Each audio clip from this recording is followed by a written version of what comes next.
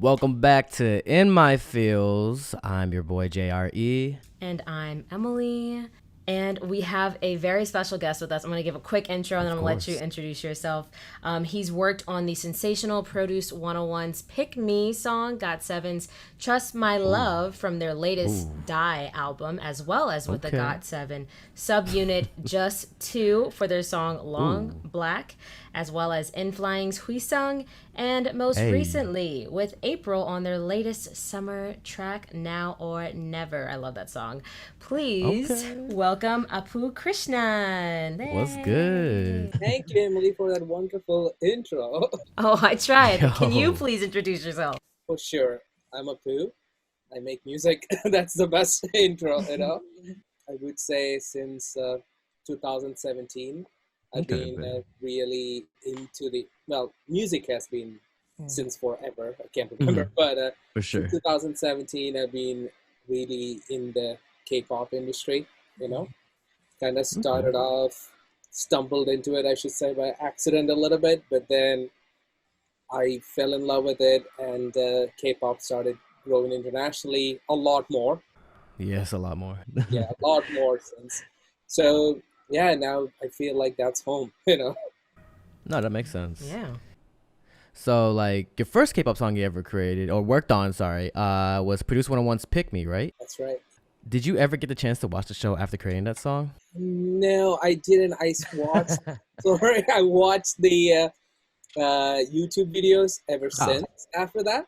So what happened with Pick Me was I wasn't aware, I'm sorry K-pop fans, but I wasn't aware of the extent of Produce 101 at the time, because it kind of came together through a network of friends who were of course a bunch of K-pop. Anyway, I knew there was a song that was placed in Korea and that went like that for, I would say, a good 2 months. And then what happened was a friend of mine who ended up becoming my publisher at the time called me and asked me if I worked on the song because she saw my name on it. And that's when I knew, like, maybe after a good 3 months that the song was huge and 101 became... So I had the delayed gratification a little bit. So I missed out on all the, as it was happening. And now, I wish I could take back time. No, it's definitely an iconic song in the K-pop world now. Yeah. Yeah. I was actually just listening to a podcast where they were talking about survival shows and like how big, like the peak of survival shows, even though it started really with Big Bang kind of, like the peak of survival shows was on that second season of Produce 101. So that's really cool that you were a part of that. And you said the song was placed in Korea. What does that mean when a song is placed? So what usually happens is, like right now, I'm working on a song, like right before I got on the call. So that would be, usually we start with some kind of an instrumental of the song. Of course. And then we will write usually like a English lyric and melody to the song because we are all in America right now. Yeah. And we don't have a lot of native Korean speaking songwriters. So once that's done, us directly or usually through our publishers, the song gets sent, to like a label, basically, So the label, let's say JYP or SM Entertainment or whoever, the artist is with, they would pretty much pick and choose the song for that particular artist.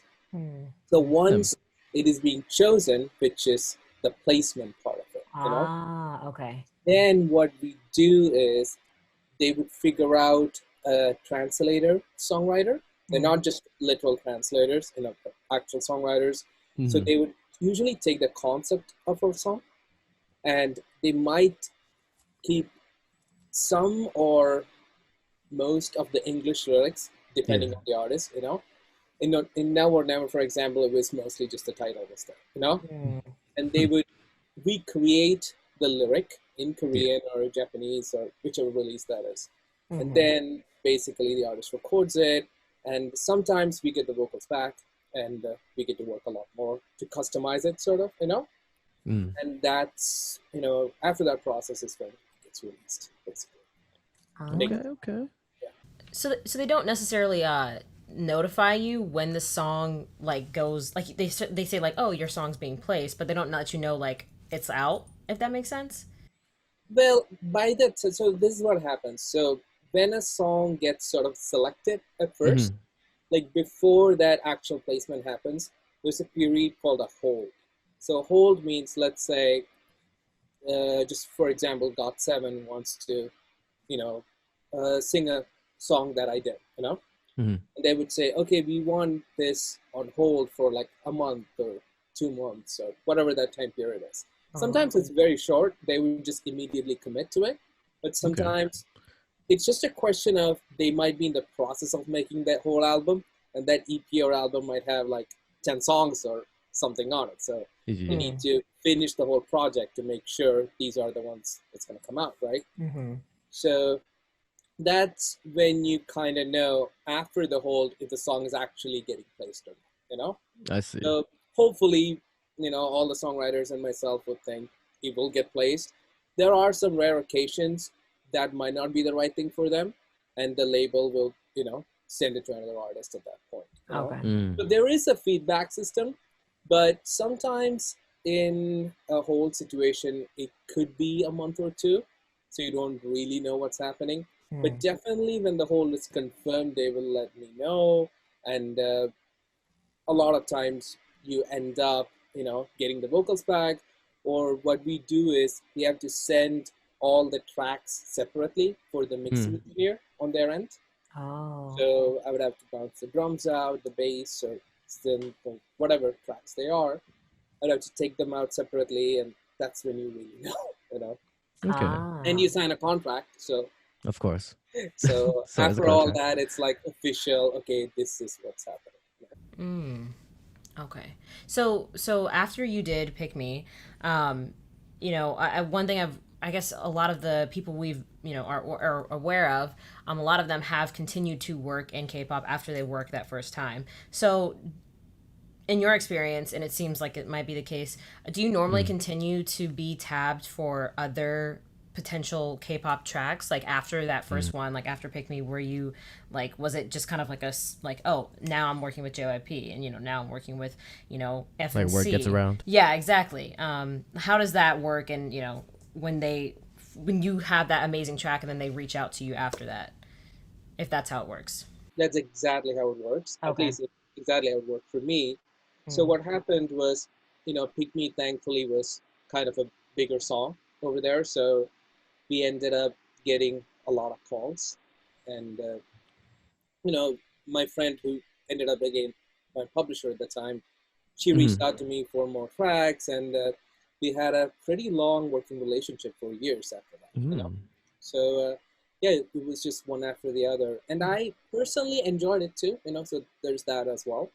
Yeah. Not everything you do, you just get to continue it like that, but it was a good time in my life to kind of see that through. Yeah, and I know one thing you said was recently in an interview was that you actually had plans to go to Korea had the quarantine not happened. How has the quarantine process like made the production process different for you, if it has at all? Honestly, I gotta say, the quarantine. There's the silver lining of it is we have been 100% focused.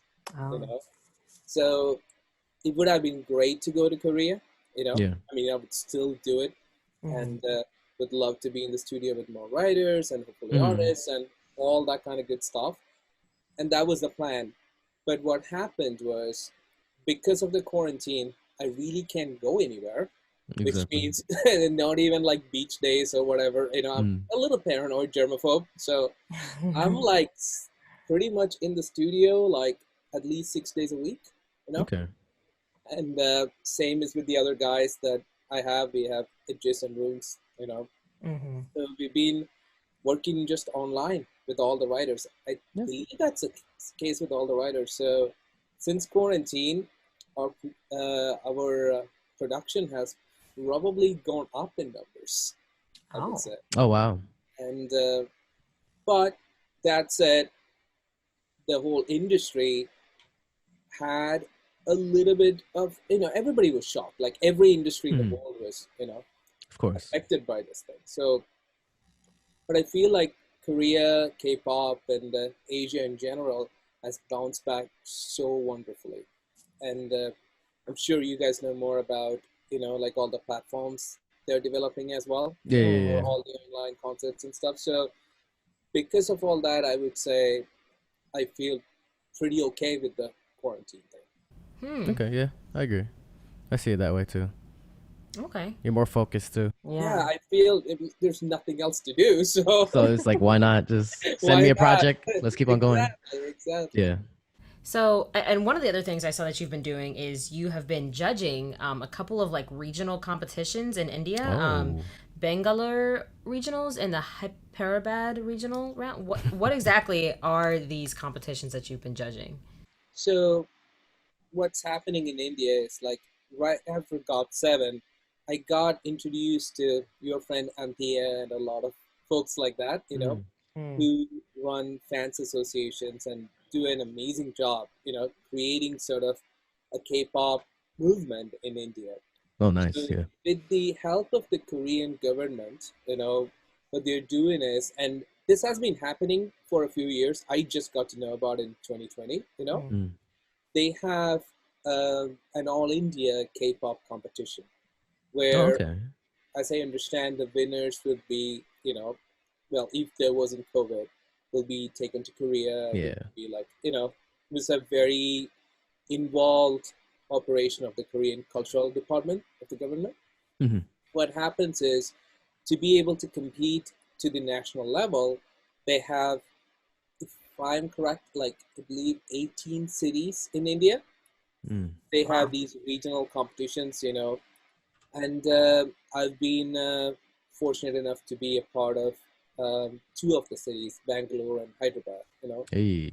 So it's been just wonderful seeing so much talent. Like really, I was really amazed, and especially like it blows my mind. I mean, I'm glad that I do K-pop, but I don't speak Korean. I mean, apart from a word or two. Yeah, for sure. But like the girls and boys who've been performing in them, their Korean is Like, fluid, and it's not just me saying it because I had native Korean speakers judging with me, and they were saying it. ah, So Wow. I was just like blown away. Yeah.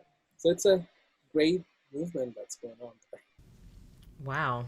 I love that. Wow. And so they're competing like dance wise or like songs as well, or it's like a whole package type thing. So it is vocal and dance. Okay. So the vocal ones are just based on obviously how well they sing and their hmm, pronunciation and emotion and stuff Mm. like that. A little bit of stage presence, of course. Mm-hmm. And then the dancing is choreography, how well the technique is, and stuff like that. Ah. Oh, interesting. Huh. That reminds me kind of the Z boys, Z girls kind of thing that hmm. people have going on. That's really awesome. That's really cool. You get to do that. Speaking of India, pursuing a career into arts is quite difficult. As parents tend to not be as welcoming to the career into arts. Even in my Asian background, I'm half Filipino, so I was supposed to be a nurse, but I'm a social media influencer now. So your background is basically a bit different from some of your relatives, I'm guessing, who are classically trained. So what is your advice for anyone experiencing like this or like their pushback from their parents due to them, wanting to pursue music or music journalism, to be honest? You know, I'm 38 now, Mm, so what I would say right now, looking back, would be very different from the attitude I had when I was 20. You know, for sure. so most of the guys and girls who are going into art or music at the time, getting all that pushback, is probably feeling a little bit of disappointment or even anger, which all of us kind of felt, at the time. But the one thing I would say is when somebody, including your parents, when they Mhm. give you advice, usually it comes from I mean, always almost, it comes from a very good place. For sure, yeah. You know what I mean? So that doesn't always mean that it's the right advice. It just comes out of love, right? So my dad and mom, I've really understood, like over the years, what they kind of went through emotionally when they had to sort of accept, because nobody knows what's going to happen in a career in music. Like if you're a doctor or lawyer or any of those kind of professions, what happens is, like, okay, you can be an okay doctor and do pretty well. You have to be a pretty great musician, or like, we work as hard as or more harder than any other professional in the world, like people who do art, right? But what you get a lot of times in return, it's not, like a salary. There is an element of luck, there's an element of networking, there's so many variables that even if you're confident, about your skills, like that can throw off your parents and family, all your well-wishers. So that's where it really comes from, and it was really hard for me to understand that. So if it is of any advice, like people who do that, I would say you should obviously keep following your heart, but have a plan. Yeah. That is what was my problem, or like what I had to learn in my early 20s. It's just like, oh, I want to go to Hollywood and make music. Yeah. And that's good, but risky, how are you going to do it? You have to like really plan things through, and your plan might not work, but at least you have a plan so that you kind of know how to edit that plan as your life kind of goes through. So don't take it as like with a resentment, which I did to an extent. I mean, I love my parents, but there was that part of that, but it's just that once I started planning things around, that's when life started going in the direction I wanted. So plan well and just follow your heart is what I could say. I know. I mean, I feel like it's the most corniest thing to say, but it's actually kind of true. Like, just it's really what it is. Yeah. It's like follow your heart, but have a backup plan. Right. I wouldn't say backup plan. Not backup plan? Not a backup plan. That was my biggest issue, actually, Brett.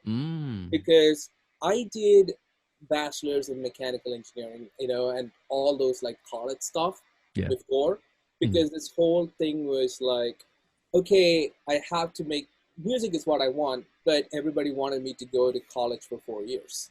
I'm not asking anybody to quit college or not go to high school or anything like that. No, for sure. What I'm saying is, like, I kind of wish I pursued this a little bit earlier, but with a solid plan.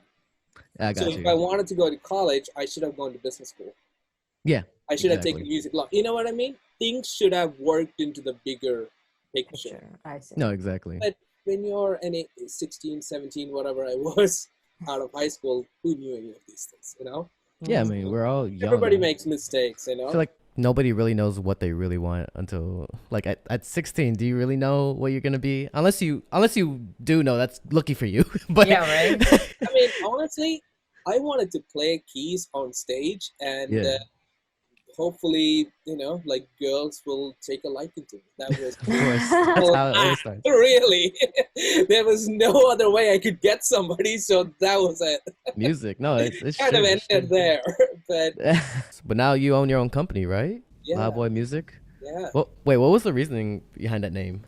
Okay, it's a little not the most interesting story, but I had to, I mean, obviously, having the company was kind of something thought after, and I needed it, Yeah. Because I've been working a lot with a similar group of people, like producers, to share my workload. And at some point, it got to a place where I wasn't musically involved with some of the songs, but I had to sort of facilitate instead, sort of produce a little bit. And that became a collective sort of organically.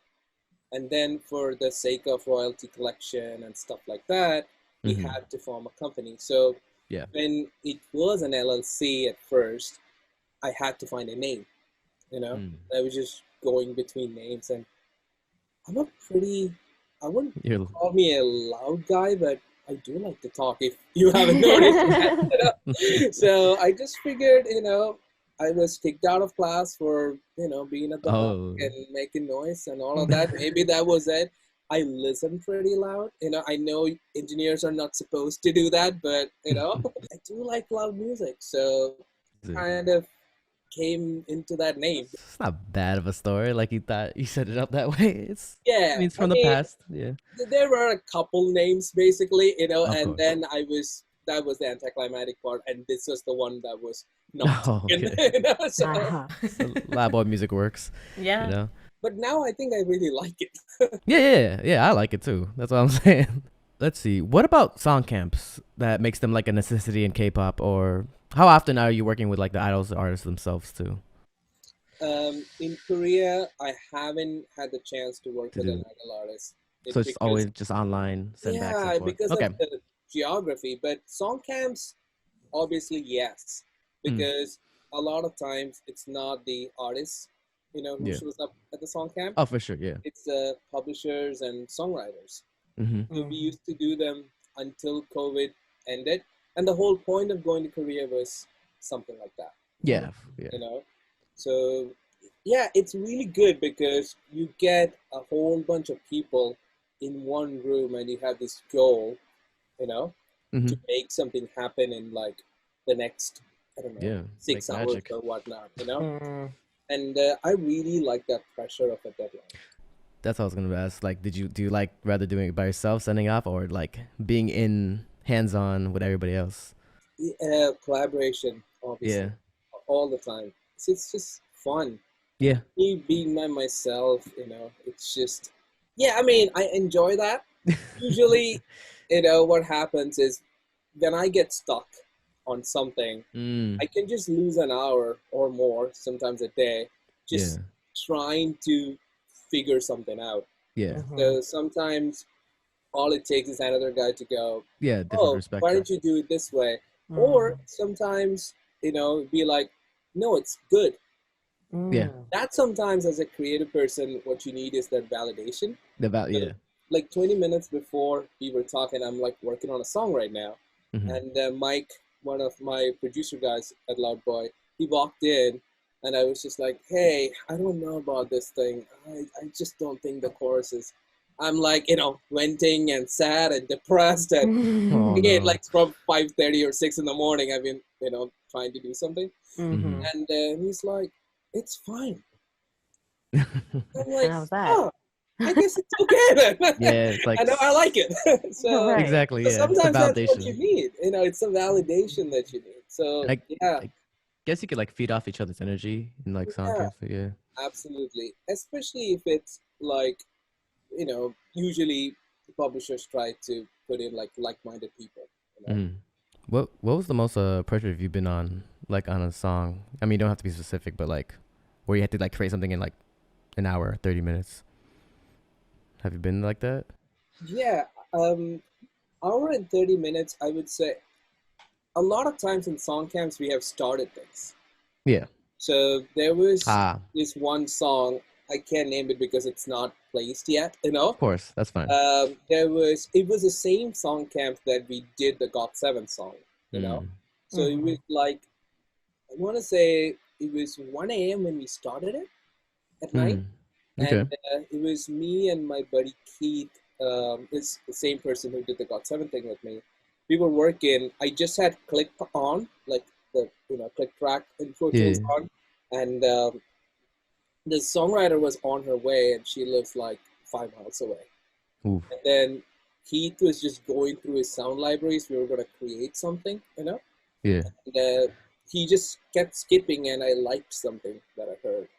And Okay. I was like, oh, no, that one. And we Mhm. started pulling things in together. By the time she got there, we kind of had most of it. So I Okay. would say it took a good 20 minutes. Oh, nice. Wow. But that worked out because everything we did, maybe Yeah. because of the pressure or maybe because we didn't think too much, Mm-hmm. it just came together so well. But Okay. some songs take 2 or 3 days. Some Yeah. songs come in like that. I don't know. Do you like to thrive under pressure, or do you like? Yeah, I do. Okay. Because I can get lazy watching YouTube Nah, I feel go you. on that distracted whatever. Yeah, I feel that. You mentioned the different personalities that you might encounter at a song camp. You said that if you've been doing it for a while, then you kind of just realize that the song is important, more important than like your ego. And I guess for those who haven't been doing it for a while, is that where you might encounter the egos that might come in? Like, oh, well, I have this hit track with this person. Like, I'm gonna, you know what I mean? It's more than that. I haven't had that honestly that much, but Okay. more than that, what happens is if somebody who's not super experienced comes in, they kind of feel like they have to do something, they have to contribute, and Mm. that can be tricky Okay. because, like, you know, there are situations where, let's say, if there's three of us in the room trying to write a song, and Emily and Ray, you guys are vibing really, really well, and Mhm. it's all going great. And let's say if I'm the producer, you guys are the songwriters, what I need to do is just shut up and cheer you up. Like, Okay. I don't need to put my 2 cents in there. Like, it's like sometimes like saying nothing is okay. True.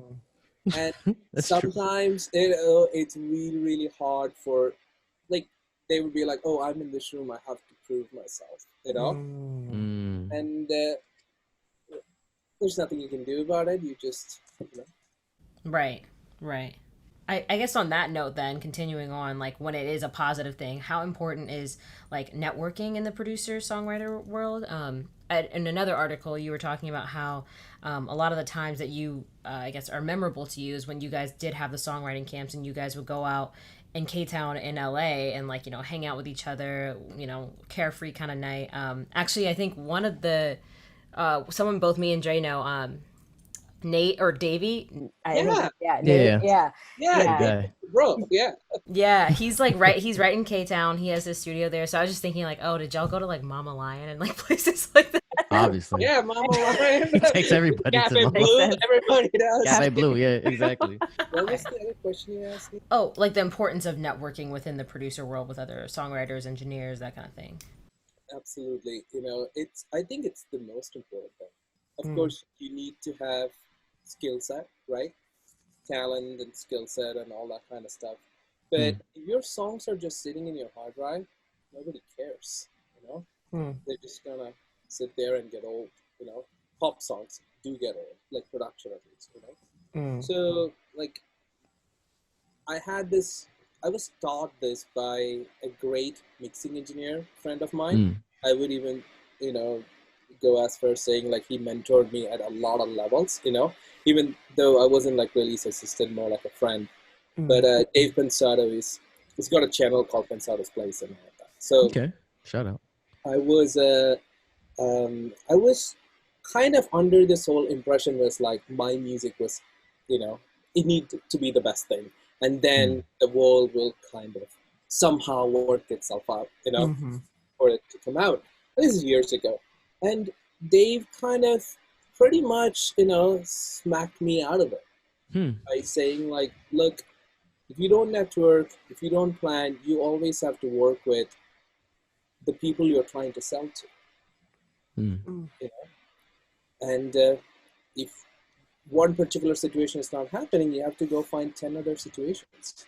Okay. And that's really on you. And especially when if somebody is like starting out, there is no manager or publisher or agent or anybody going to like sort of bat for you. And it's even more important for you at that point to like network as much as possible. And Of even if you're course. successful, it's really about the next thing, right? Mhm. So yeah, don't miss any chance trying to network.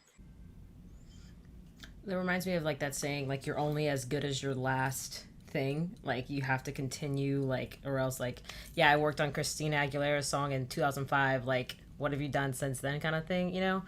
I mean, it's a nice thing that you did that. Obviously, you have your confidence and you have a brand name and whatnot, but that Mm. doesn't write your next song. Right. You know, True. So like with April's latest track, Now or Never, obviously it's a very summer driven, like bright song. Were you given a direction of how that was supposed to sound, or and with that, if you were like, is it better to be given like direct ideas from the company of like, this is how we kind of want this to sound, or to kind of just start and then, like you said, the song gets placed wherever it gets placed? Right. I mean, we work in both ways. The particular song I'm working on right now, it does have a direction, Okay. but April didn't have a direction because Mm. it was just a kid, the producer I worked with on. Him Mm-hmm. and Mhm. I had this sort of a skeleton track, and Okay. I worked with my friend Mayu, and I sent her like a skeleton track, and I was sort of experimenting with some horn lines kind of thing, Yeah. and she started singing on top of it, and I was like, "Oh, what you sing is actually better than this." So we kind of wrote it over cacao talk in a way, Wow. you know. Oh. So Wow. like she would Whatever send works. me like little voice notes, and I will change the chords around, and yeah, it just came together like that. And Whoa. then I finished it, and I think yeah, it's Mayu's friend Jay from KAA, Key Artist Agency, Okay. ended up going to April's people and got a place. They didn't change a thing. They were amazing. Wow. So It just works that like that doesn't happen sometimes. all the time, but that particular one, it was really what we did is the record. I mean, obviously lyrics changed. Of course, yeah. Uh, for budding producers, is it necessary to have your own home studio? Home studio, Or yes and no. I mean, if you are a songwriter producer, definitely need to have a laptop, of course. headphones. You can do a lot with that. But Mm-hmm. the moment you kind of get to a place where you can produce tracks, Yeah. then how well you sound starts to become important, right? Mm-hmm. I don't think that to make really good music, you need to be in a $1 million studio at Yeah. all. But as you get better and better, and as your stakes in the industry gets higher and higher, then obviously you're making money, and Mm-hmm. it's really good to invest in yourself more than Exactly. anything else. So Hmm. um, I've spent, and obviously it's a problem, more than I Okay. should on gear, and first of all, it does make me happy, Mm-hmm. because I spend a lot of time in a room, Yeah. and all producers do, and then you have to make sure that environment is really good for making music.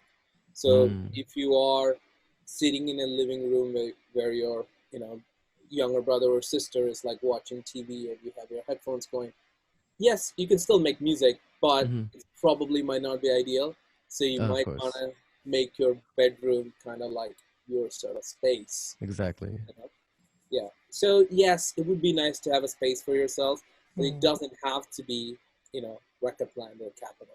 Not for real. That makes sense, of You course. don't need that. Yeah, my brother during quarantine, we were all home, and he would sit there and make his little beats off to the side, and he would just his headphones would be so loud, and if any my dad or myself like bothered him, he would get so irritated with us. But like, our house doesn't have a studio, so it was like a makeshift thing. He tried to find his own area, but I totally I guess hearing that, I'm like, oh, maybe I shouldn't bother him when he's trying to do his Of stuff. course not. That could be the next hit record. I But True. know. You never know. they never know. Like seriously, you don't know. Like that's the coolest thing about music, right? You can have like nothing right now, and like 15 seconds later, you could have like part of a hit song. So Mm-hmm. That's crazy. Thinking of it like that, yeah. Well, thank you so much, Apu, for being a guest on In My Thank you. Feels. Do you have anything that you would like to promote or, hint at what you have coming out, that kind of thing? uh, at the moment, I really want to thank you guys, Oh, thank you. and the viewers of your podcast too. I've seen a few of them actually right now. Oh, Mm. It's nice. really really wonderful what you guys do, especially for K-pop. Hey, for sure. Thank you. All the best to what you guys are doing.